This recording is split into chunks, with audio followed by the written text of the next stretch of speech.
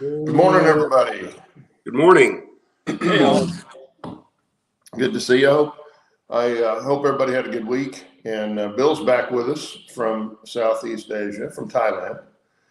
And Steve is sleeping it off. He's been running a bus for 2 days straight. So he didn't get in till early this morning.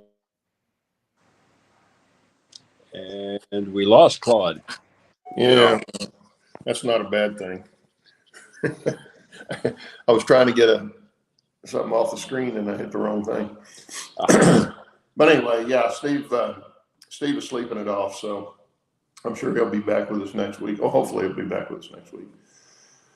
But anyway, we got Bill back with us, and Jerry's here, and Dennis is back from family reunion, and we will carry on from there. Dennis, you want to read who's here? Sure. Let's see.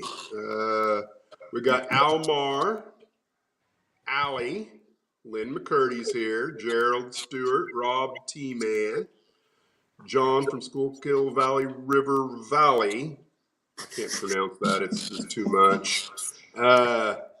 Digger Evans. John Tanzillo's with us. Hey, Jason the Train Freak's here. Chris Brew. Grandpa Rails. Good morning, John. Steve Anderson. That's 87th PSAP. That is Steve Anderson, right? Yeah. Yep. Okay. Dave BNSF in scale. Mark's here from Wyoming. My chat is jumping on me, so Kyle Stevens, Floyd Robbins, Roy's here. Roy's here. And I think that's everyone. If I missed anyone, I apologize. Again, my thing was jumping on me, so I might have skipped a few. Yeah, it's hard. If they got a small screen, it's hard to follow. Sometimes it's hard to follow on the full computer screen. And they get to going by too fast. Everybody start to say good morning to each other, and it just rolls. Yeah. But anyway, we're talking about trains and stuff, I guess. That's what we were talking about layout lighting. Show us your. I did. I got some new layout, some new strip lighting, LED strip lighting, and I've already used some like this, and I needed some more for the underneath the upper deck.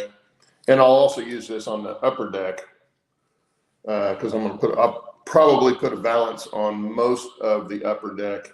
The only place that won't have a valance is over the mountain. How much was it? Are they cool white or? These are 6,000 K, so they're pretty bright. But I'm thinking if with it being that bright, I can probably get by with one strip in a lot of places. How much it cost for one of those things? These were I want to say $5 or $6 a roll, and it's how many meters was it? I want to say 6 meters, but that sounds awfully long.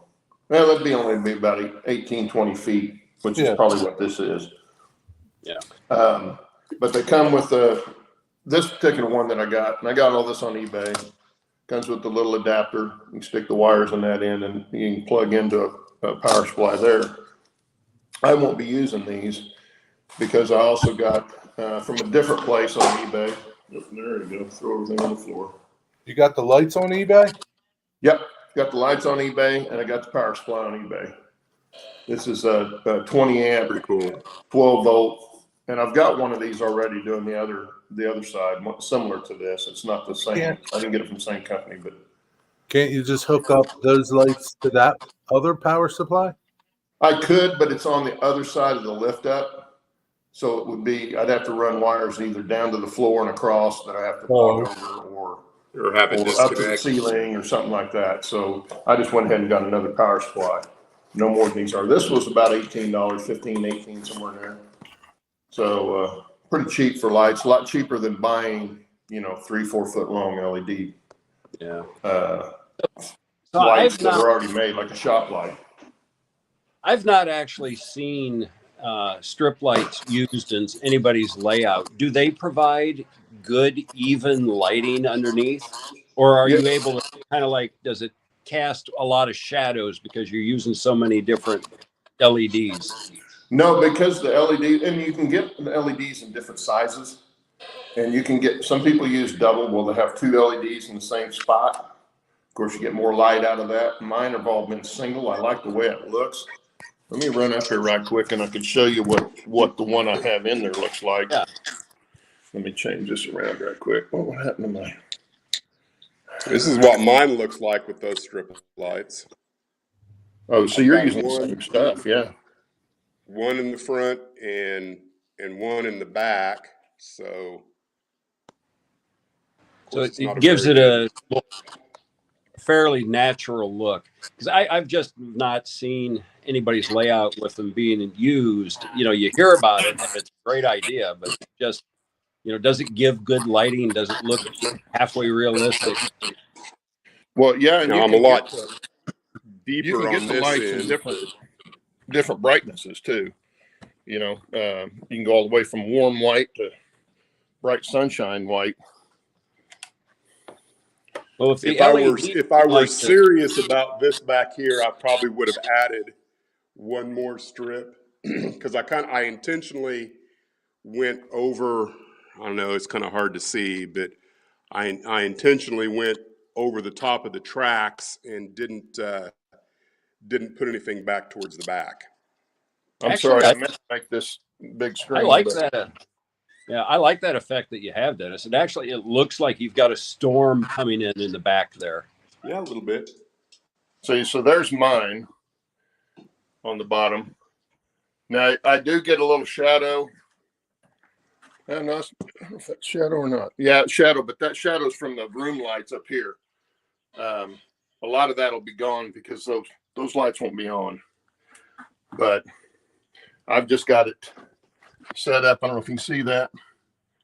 Stuck to the back of the fascia board. Yep.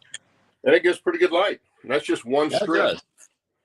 So that tape, the tape that it comes with, is it pretty strong or you use something else? Most of mine is stuck up with just the sticky tape on the back of the masonite, which is the rough side. Down on that far end, it came off, and I had to glue it on. But what did you use to glue it? I used epoxy to glue it on there just so I know it would stay. Epoxy? Yep, because of the rough texture on the back of the back of the masonite. Yeah, I used the smooth side when I did it. Yeah. What I'm going to do on the others is use that angle molding, corner molding, and put it on there, and I'll attach it before I put it up. But it does come with a peel and stick backing on it. Most of them do anyway. So Steve or Dennis, you put the rough side out? Yeah, so I cut, like a 3/4 inch strip of masonite, and before I put the strip on, I got you. I wiped it down with alcohol, made sure that there was no dust, no imperfections, so to speak. And and I didn't do that. That's when I put it down after that. So far, it stayed up, but I won't be surprised if it doesn't fall down eventually. And then I'll probably do like what Claude does, just in different areas. You might have to go in with some epoxy or something and get it to stick up. So far, it's staying. Dennis, Been up there at least a month so far. Dennis, I'm learning that you're very methodic about your builds. I watched your video the other day that you put out, and you're marking all your drill holes. Is that not how you're supposed to do things? Maybe. No, it's good. It's good. No, he's very meticulous about it, which is good. Yeah. It is good. Yeah, I've got a good friend here that's the same way. Now, he's not a model railroader, but anytime he builds something, he's very meticulous about how he does it. So yeah, I might be one of those people that if I don't think I can be successful at it, I won't even try. Dennis, you're the Norm Abrams of model railroading. Maybe. Well, Dennis, that's not always a good thing, though. Sometimes you just got to step out and try something that you don't think you can do. Because more times than not, you'll find out it's not as hard as you thought it was. Well, and that's exactly how I feel about the electronics. The electronics that I've got going on is really out of my wheelhouse. I know it might look differently, you know, in the videos or whatever, but that's just one of those things that I like. For instance, someone dropped a comment on either the first or the second of my LCC videos, and the comment was, couldn't you do all of this with software? Well, the answer is yes, but like, I've got JMRI on my computer here, which is what I'm using to do things with, but it won't talk to the layout. It won't talk to my command station. I have spent probably 2 full days with the inability to program trains the way I want to, all because of the software. The LCC is hardware. It has, other than talking to it to program it, no issues whatsoever. I hate dealing with software. I just do. I always have, because I just hate it. Yeah, I'm kind of with you. I would take the less resistant way.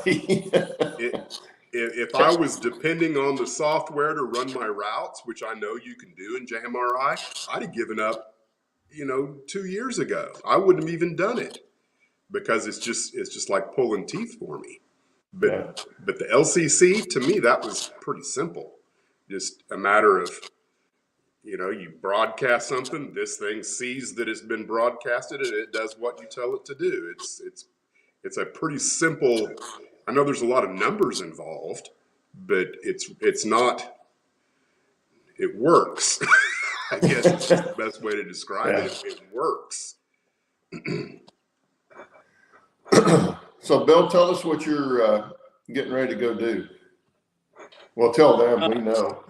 Well, yeah, in a couple of minutes, I'm going to bug out. The neighborhood is having a Thai barbecue.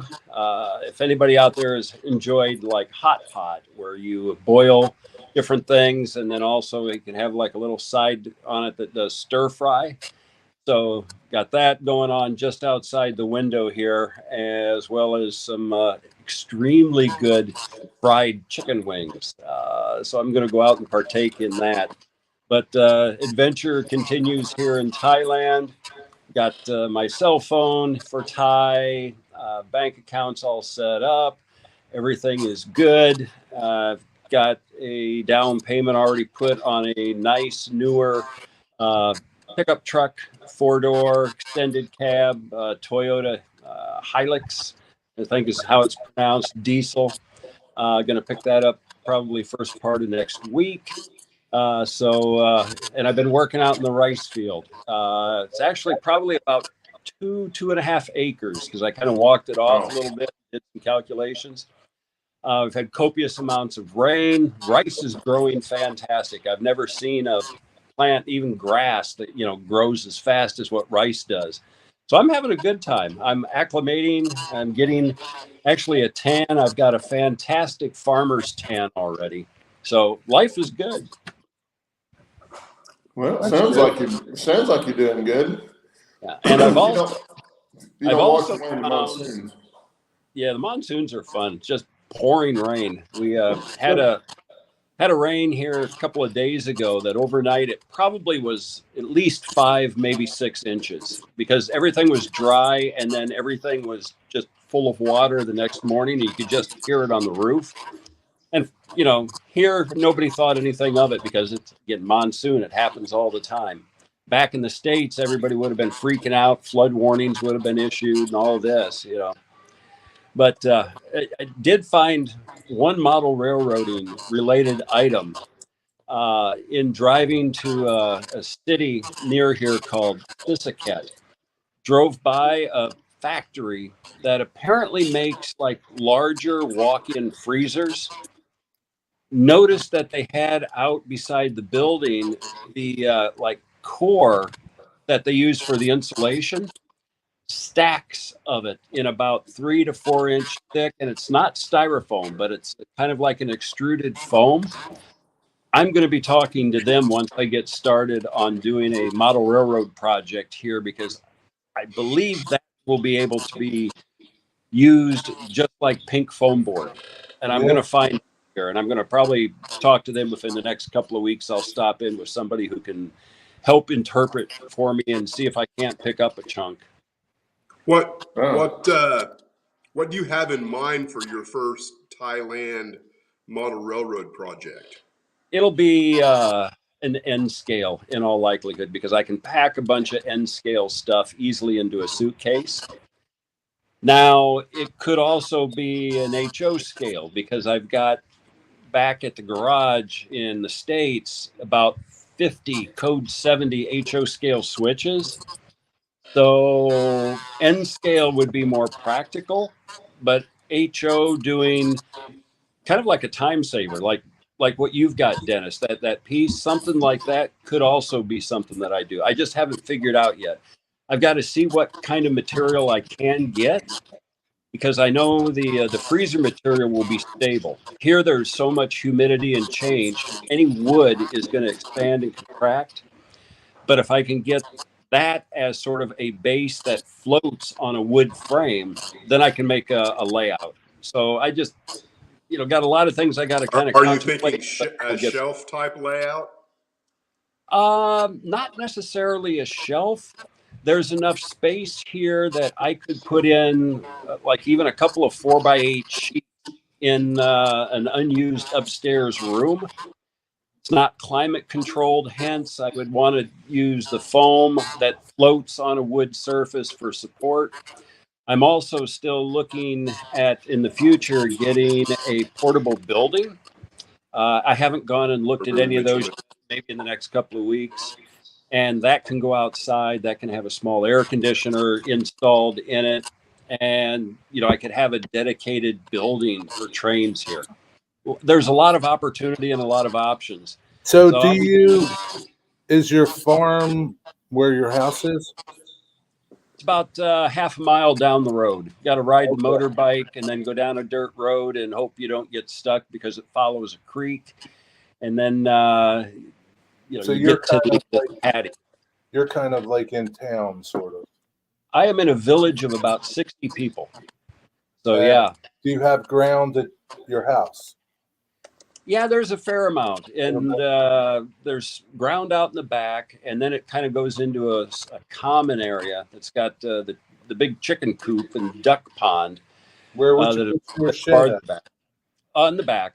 So there's At your sort of house? there's sort of like an alleyway between houses that a Okay. truck could get in and they could offload. Okay. There's plenty of space, and there's no building permits. There's no government interference. You can do whatever you want. You just got to be able to afford whatever you want.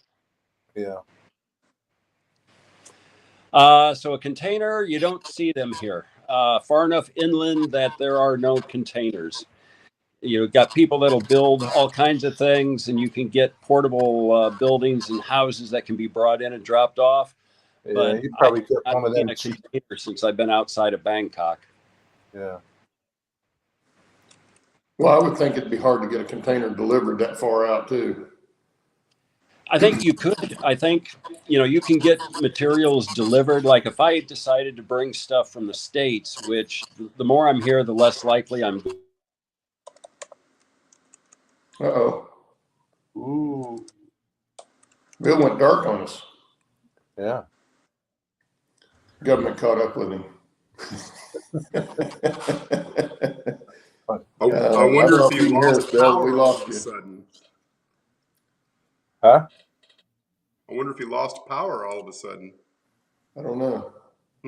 He's frozen up though, so Anyway, Dennis, I don't know if you saw this from Heath. Yeah, I know. Roy said that I needed to get with Heath or Jason. I was bugging the crap out of Heath during that whole thing, and it was one of those weird things where I did finally get it to work after I changed out a cable. I found out that I didn't have the right cable, and it worked for about 3 hours, and then the software crashed, and it has never worked again since. Yeah, there you go. Oh, Anderson says he reached his time limit on the internet. What is RPI? Raspberry Pi. Oh, It's a little computer about that big. yeah. Okay, so what's this, Dennis? Too complicated. What's what? That's so I can look at the chat and interact with chat. Okay. Well, then I'll tell you. I didn't know what you were. I've I got didn't know two what you were devices doing. on here. I didn't know if you were trying to show us something or. No, I figure I'll use. I can go mobile with the what's it called? The iPad. I'm old. I can go mobile with it, and then I can follow chat and stuff on the computer that's in front of me. I'm glad I'm not the only one that just blanks out for no reason. Oh, way more often than I should. Oh, I know. Oh, anyway. So, well, hopefully Bill's okay. Maybe Hopefully, another it wasn't monsoon some come kind down. of monsoon or something that tore down his house. I hope his house is up off the ground. You get that kind of rain, man, you have it flowing through your house if you're not up off the ground. I couldn't do what he's Acting doing. like a Luddite. What's a Luddite? A what? A Luddite or a Luddite? Where do you see that at? Acting like a Luddite. I don't know. Never heard that. It must be something from. I'll need some translation for that one. That's something. That's like something from New York. That you find in the subway or the sewer or something. I don't know what a Luddite is. Dennis, how did your op session run? Op session went really well. We actually had two. The first op session was kind of a get to know, this is how model railroading works. Afraid of tech, yeah. I'm to a certain degree, that is true.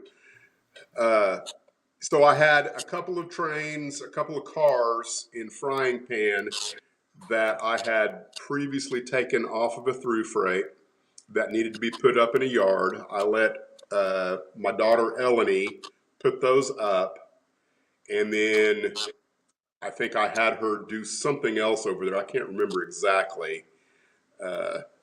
So she worked in frying pan, and the fiance, he ran the staging train from staging in, changed out the interchange track, and then worked the town. And it went really well.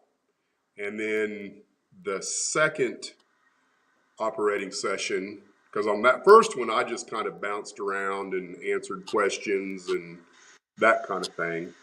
The second operating session, we ran 4 trains. We ran one from staging all the way to Maroon Creek. Eleni ran that one. And then the boy did the same thing that he did previous in Maroon Creek. And then I worked the yard in frying pan. And so he actually ran 2 trains. He ran the interchange train, and then he took one from staging, east staging, down to west staging. And all I did was hustle the train cars for the 2 freight trains that were coming through frying pan. So that kept me busy the entire time, just pulling cars from yards, getting them ready to go on the train that's coming through, and then putting the cars up that came off of the freight trains that came through back into the yards. So it worked really well The only snag we had is because I had been messing with my program track. I left the program track switch open because it's not automated. So when Elodie left the yard, she derailed everything. You know, the first 7 cars or so leaving the yard got derailed because I left the switch open into my program track. Nice That going, was, Dennis. that was the only oops we had the entire time, all because it's not automated. And that's why you got everything automated, so that doesn't happen.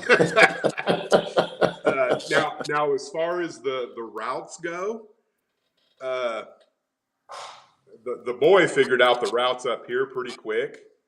I think I explained it to him one time, Boy. and you know So you bottom no line, issues whatsoever. Do what? bottom line, do you think you made any new rail rotors there? I think that if he lived here, I could probably count on him coming once or twice a month and going, hey, can we run some trains? Not so sure about the daughter. No. I think she was in it more for us than herself. Rob the says boy when the boy passes passes the as deer. an engineer on the railroad, then he may be allowed to be a future son-in-law. We'll see. So someone tells me Dennis doesn't have a lot of say in that. So We'll see. the boy didn't leave saying, I really like this. No, Look what I we think he built did. one. I think he did. At least that was the impression I got. Yeah. So where do they live? Kalispell, Montana. Okay. Well, that's not a small town. I mean, it's not a huge city, but it's not like May, Oklahoma. No. So what do you think about being there? Probably didn't bother him that you lived way out in the middle of nowhere? They're talking like they might move down here in a couple of years. Wow. Where are they going to move to? May? Or someplace Probably Woodward. more popular? Yeah. Woodward's a decent sized town. It's not too far away. What about Laverne? I don't know why you would want to live in Laverne. Because it's a cool name. Huh? Because it's a cool name. You know? If you I were mean, there's nothing Shirley, wrong with the town. You know, if you grew up there and you could, you know, that's farmland. That's kind of like here. The only reason people actually live in May is because they either already own land or they're a cattle rancher. is land cheap there? Probably cheaper than it is in Pennsylvania. I don't know. Yeah, probably. Well, and it'd be cheaper out there where he is than it is around Oklahoma City or Tulsa. Yeah. You know, but there again, it's very rural out there where Dennis is. Yeah, I think I could buy the 9 lots just to the west of me for $2,000. How big are the lots? I don't know what a standard lot is. About a half a block, give or take, is what it would be worth. Is it a couple acres?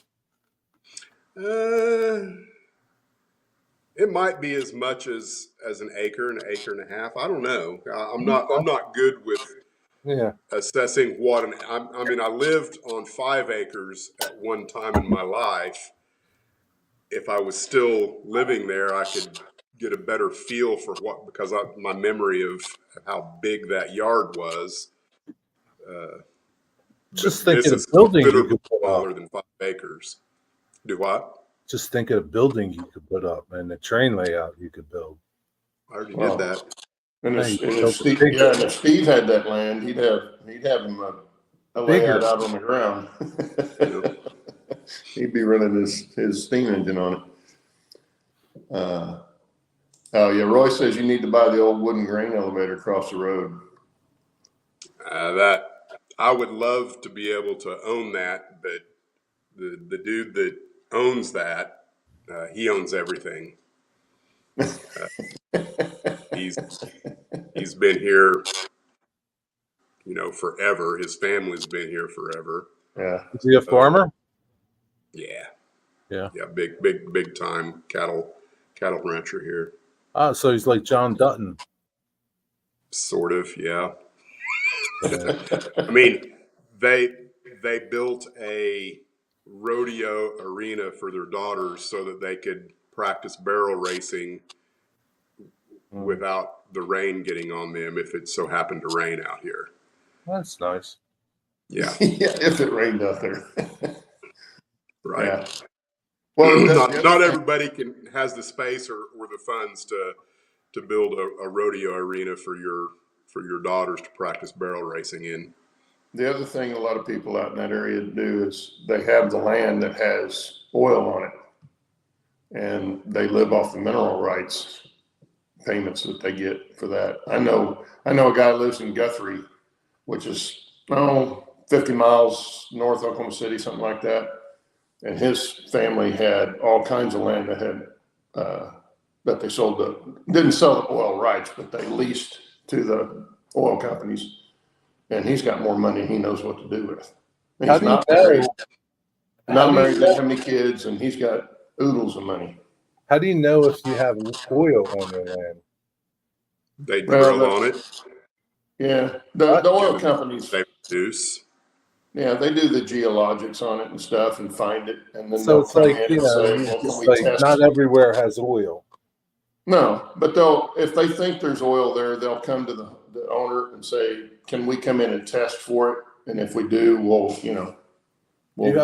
talk about leasing rights." Dennis, do you have oil around you? Oh yeah. Yeah, we've got 3 or 4 wells that produce that's on family land. Yeah. My mom's got. Oh, okay. Western Oklahoma has a lot of oil and gas. She's got 1/3 rights to several wells that she shares with her sisters. So eventually I will get 50% of her 1/3. How do you know you don't have oil on your ground? Well, I mean, even if I did, I mean, I live in a riverbed, so they're not going to come in here and drill on one of my 9 lots, right? But we've got a little bit of oil money, not enough. Maybe you got dinosaurs. With Maybe could you be, got could be. Yeah, well, in Western Oklahoma sits on the largest gas deposit in the world, natural gas deposit. Anadarko Basin is the largest natural gas deposit in the world. And so there's a lot. My wife used to send trainloads of, well, not trainloads, but truckload after truckload out to Western Oklahoma to draw in shale work with a couple of 3 companies. Do you frack? Yeah, they frack. Well, they were. Mm-hmm. I don't know if they're still fracking. They were doing a lot of it around Guthrie, and Guthrie was having earthquakes right and left every day. Oh, okay. And I don't know if they kind of made them cool that or what, but they were doing a lot of fracking. There for a while. They've been fracking forever. My dad used to be a fracker. Yeah. Yeah, that's not something new. But yeah. Anyway, yeah, they do a lot of oil in Western Oklahoma. And what did he say? Oh, there you go. Lynn said, Jerry, oil companies walk around with a stick looking for oil. Yeah. Called witching. We're witching for oil.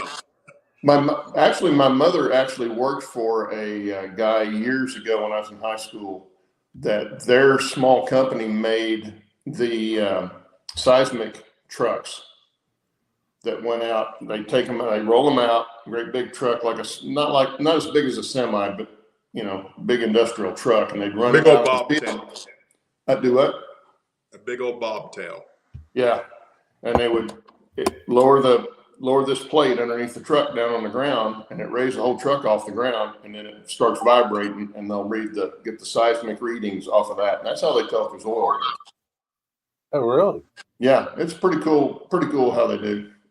Roy says thumper trucks. Yeah, that's what I was getting ready to say. That's what we call them, thumpers. But she used to work for a guy that him and his brother, they made those, built those. Their company built those. And I haven't seen one in a long time around here, but I know they use those to take it after. But they also do the geologics from surrounding area, and if they think there's a chance there's oil there, That's what they'll do, is bring it in and do that. Then they can tell for sure. And they can also drill sideways. That's another big thing that's going on. They'll drill down and turn that pipe and drill sideways. It's crazy. And go suck it off of Dennis's ground. Yeah, exactly. Suckers. That's exactly what they would do. Of course, they're down quite a ways, before they go sideways, but still. I'm not sure how they get it to turn, but anyway, that's what that is. Oklahoma West. So I am venturing into the world of 3D printing. Cool. What are you printing? Nothing yet. I just got it the other day. What, what is your first project? Surely you've got, you didn't buy it thinking that, I don't know what I'm going to print. You've got something in mind, don't you? Stuff. I don't know. Yeah, I mean, I have things in mind. I mean, like, I want to do some like little railroad signs, and want to make some tool holders for my shop. Want to make some, I don't know, stuff. Yeah. There's all kinds of stuff you can make with 3D printing. Yeah.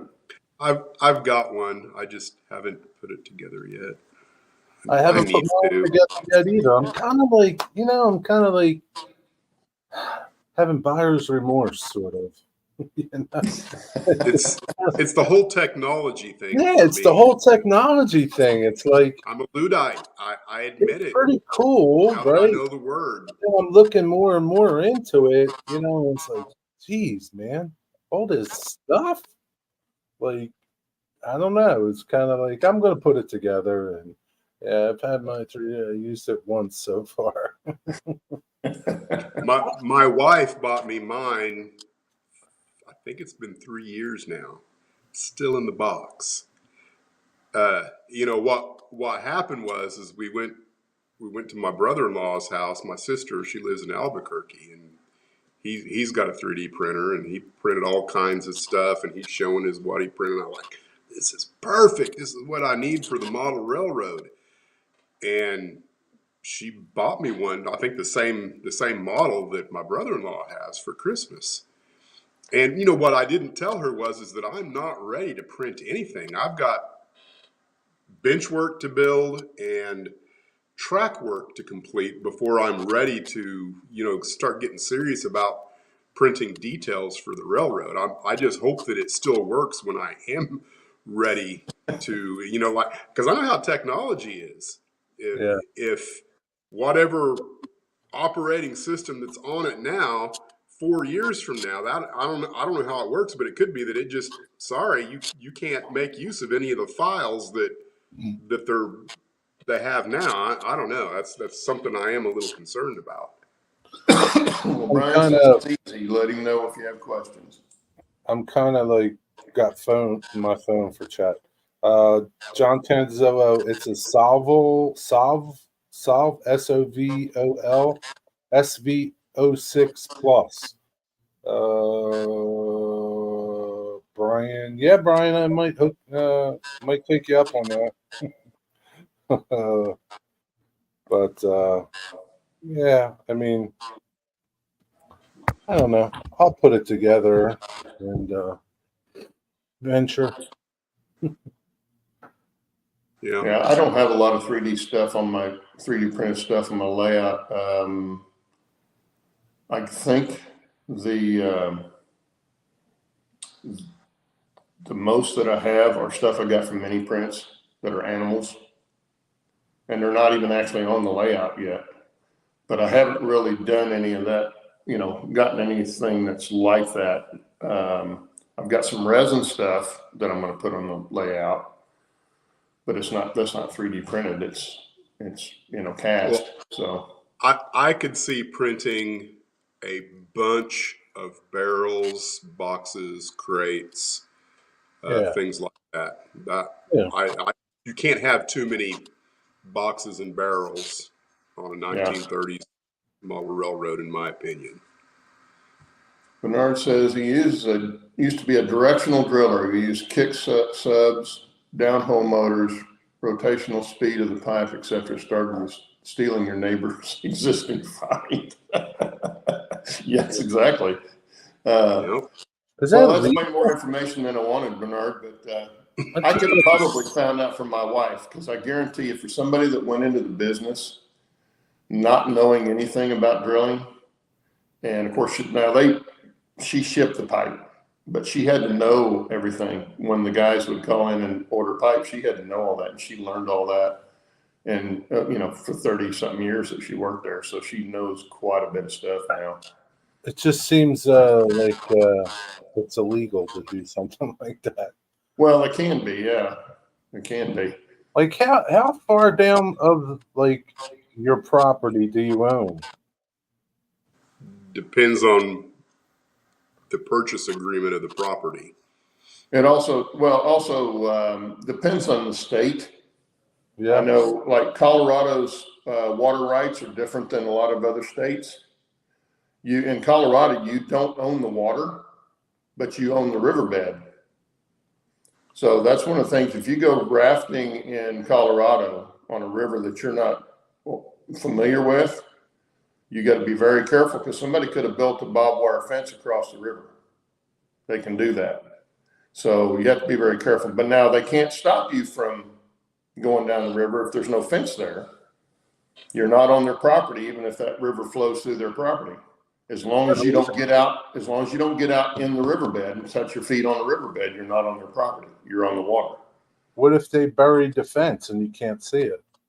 Well, that'd be another hazard. Like But land. they have the right to do that. So that's why they tell you don't ever raft on a river that you're not fully familiar with, because that could be a bad problem. Man, all these things out there. Yeah, that's just one quirk that Colorado has. I'm sure there's other states that have stuff similar to that, but every state's different on the natural resources and stuff. In fact, I think in Colorado, I don't know if it's still that way or if they ever really were that way, but I heard they were saying you couldn't collect rainwater, which to me, even for garden use. Yeah. Which to me sounds kind of silly, but some places. I'll use the word communism. Well, I it kind of can't goes collect what God has given us. But it kind of goes along with the water rights there. Being able to be on the water. I'm sorry, I don't. Not on the land, but on the water. I don't know. It's sovereign right over what falls from the sky. That's kind of like right there. Like you can't collect the water, right? But you expect me to shovel the snow that falls from the sky. Yeah, I'm surprised they let you shovel snow. You expect me to shovel the snow that fell from the sky, right? But I can't collect the water. Yeah.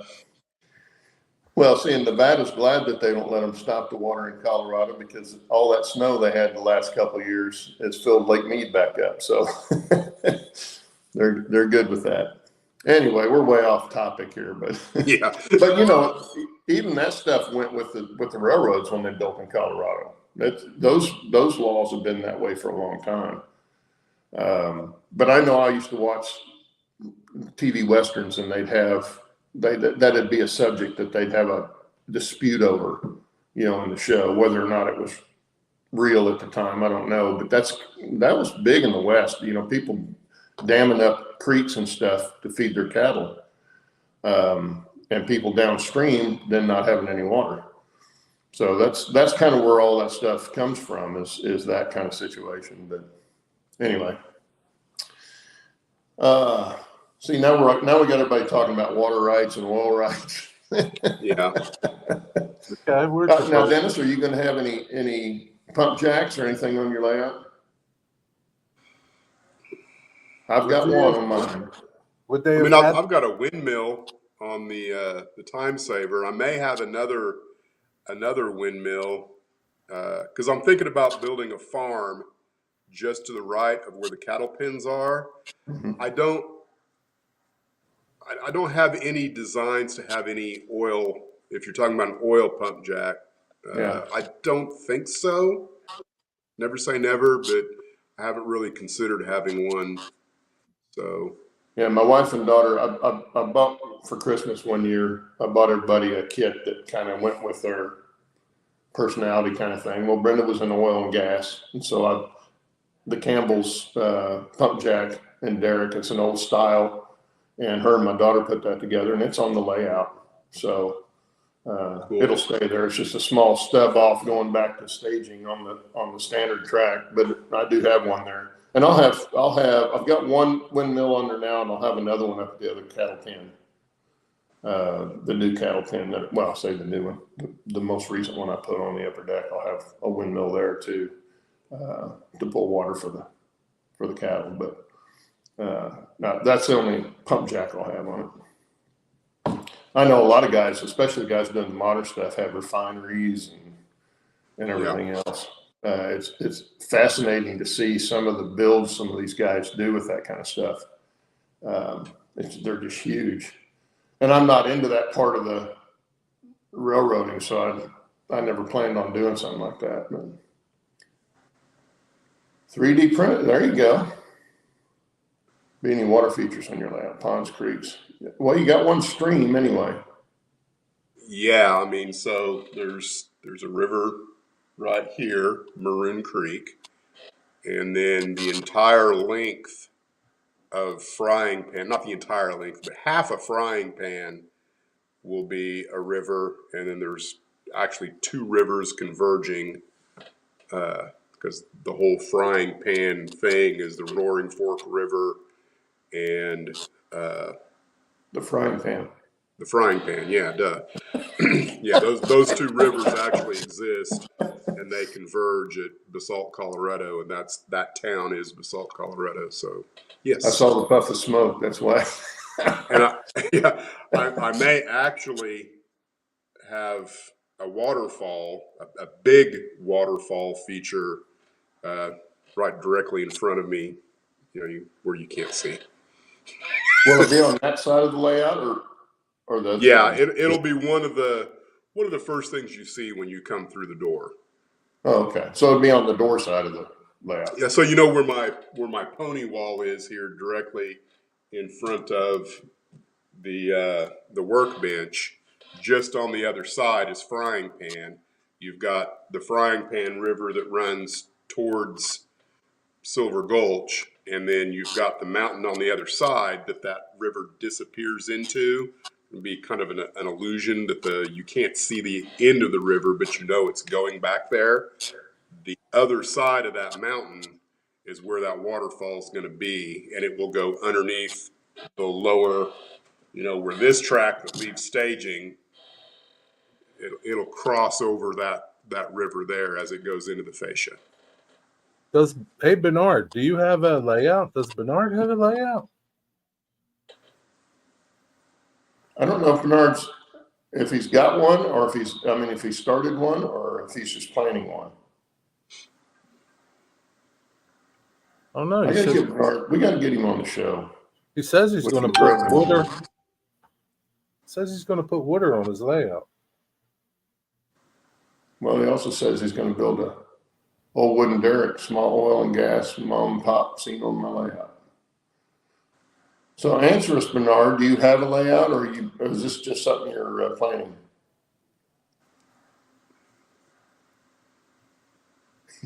He's not going to answer. Yeah. Anyway, well, Steve Anderson says basalt. Oh, wrong one. Think. Come on. That's the one I want. Steve wants to know if you're going to make basalt columns in the mountain. I've got lots of pictures of the red rock mountains that are right there in Basalt and the Frying Pan and the Roaring Fork. What's basalt I'm going to columns? try to What are recreate those? some of that. What are basalt columns? What are they? It's a type of volcanic rock. I've learned so much today. Question for Dennis. Oh, here we go. Come on, get up here. What lessons did you learn from your first operation session? Don't Leave the switch leave open. your hand thrown switch into your program track. Make sure look at that before somebody leaves the staging yard. So the only thing that happened that kind of would be an interruption of the flow of the operations. The boy finished this whole thing, interchange track and swapped out the spurs in Maroon Creek. He got finished with that before Eleni could come from staging and complete the train swap in Frying Pan. So there's no passing siding, so she had to wait until he came through town.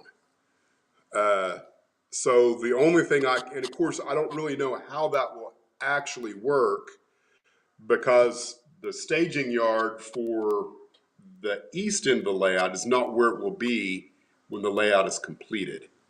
So I can't really discern from that, where the trains will pass and or how long someone might have to wait for a train with higher priority leaving one area and getting to another area where they can actually pass.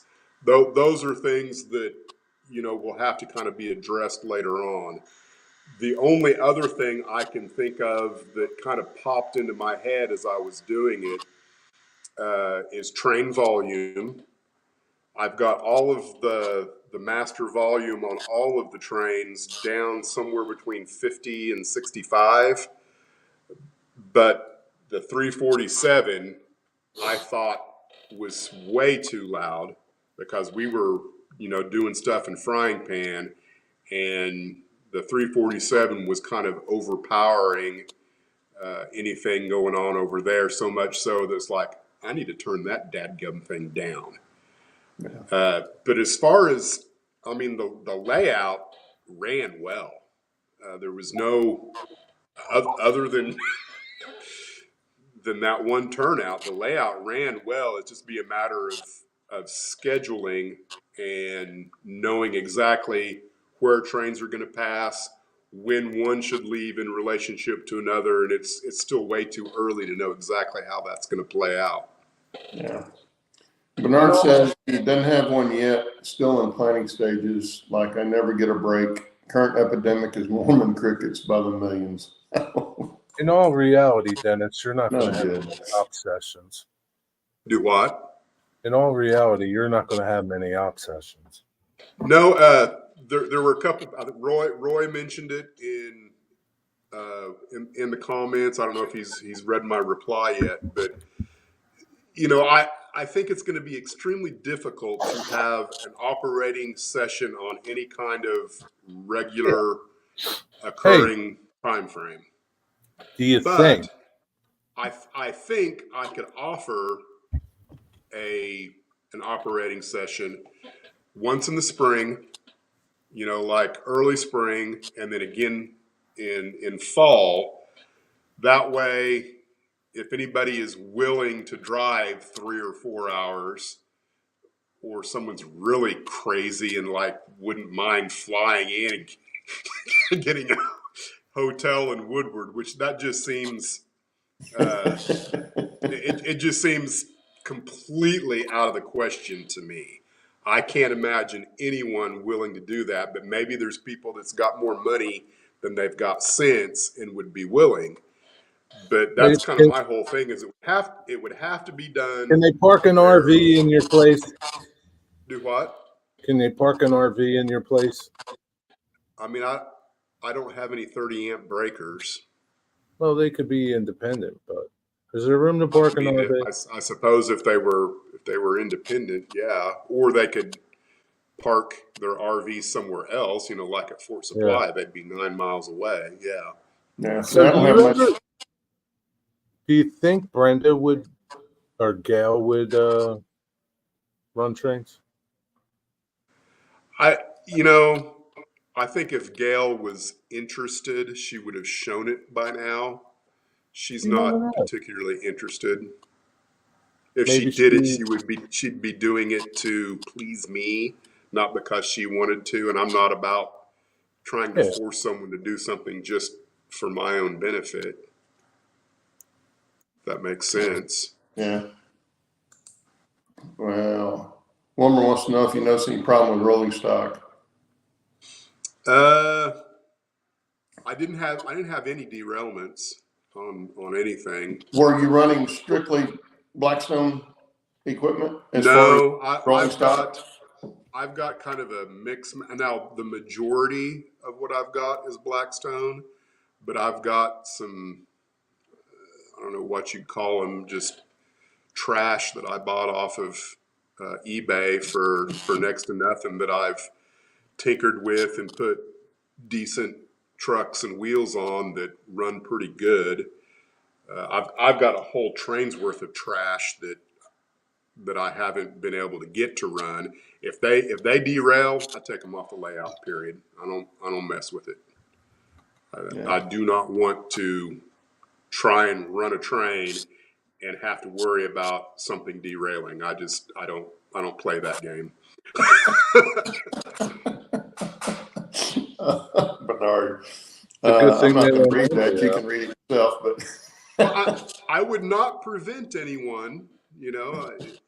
It's just, give me at least 48 hours before you show up. But I think Bernard, you can come here and take a dip in the pool. But now, if you wanted to go from here to Dennis's house, it's a good drive. yeah. It's not a Yeah, bad drive. It's just the ways out there. But Could when I Bernard finally fly in? get it all finished, and I've got the Golden Spike driven, and it can operate the way it should operate, I will probably offer an operating session. Throw it out there. I don't know how exactly I would do it, but allow. We could have a meetup there. It'd be a good place to have a meetup. I mean, everybody'd have to stay in Woodward. That's true, but it's not that far. It's only 15 miles, something like that. Well, the distance is not the concern. It's the cost to the person coming to visit that. Well, that goes with any trip you take, though. I mean, and right, but there's nothing. If we have a meet and greet in Greeley, Colorado, you've got multiple other things you could do besides. Here you're not going to do anything within 100 miles of this place. So there's no alternative reason to be here other than to see the Otter Creek and Rio Grande. And once you've seen it, you've seen it. Yeah, but what if they want to hang out all day? we could go cow tipping. Cow tipping, digging for oil. We could go cow tipping, yeah. Looking for dinosaurs. That's true. There's not much out there. But if we came, if you had it like in May, June, we could sit out. We could sit out and watch the tornadoes. Yeah. Yeah, we could sit out on the porch and watch for tornadoes. See, I was thinking April because we could open up the garage door. I could have some seating out there, some refreshments. Yeah. There'd be a place to sit because once this is completed, there's going to be standing room only in here. You can play music for us. Well, I hear you were a musician. There's a lot you could do to entertain people, Chuck says yeah, snipe. but I'm not into entertaining people by myself. I was always in a band. Yeah, there you go. Anderson says it's meetup schedule in about 10 years. So mark your calendars. So real quick, I know we only got a couple seconds. Would you ever think about doing remote ops? A what? Remote ops. Yeah. Again, I'm a Luddite. Yeah. I will have the capacity to do that eventually. It's nothing I'm working towards right now. After I get the railroad built, I might look into more of the technology part of that and consider doing that. But for right now, I'm concentrating on bench work and track work. Yeah. Anderson says if you have a fence, we could just stand next to it and drink a beer. No fences, but again, we can sit right out there in the shop and drink a beer. I'm not opposed to And that. like King of the Hill, huh? Yeah. Oh, that's our time, guys. Oh, yeah, we'll have to do something like that, Dennis. I'm not so far away, I can't drive over, but Right. I would have to stay the night. I wouldn't want to drive over, spend 2 or 3 hours, and have to drive back. That'd make for a long day. But not that I couldn't do it, but I wouldn't want to do it. But I wouldn't mind getting a room for a night or two and coming over and doing stuff. But anyway, that's our show for today, guys. I got to get out of here. I got somebody coming to look at the layout because he's I don't know. He's from out of town, actually. All right, Met him at the hobby shop. So I got to get out of everybody. here. Thanks for being here. Have a good rest of the weekend and a good week.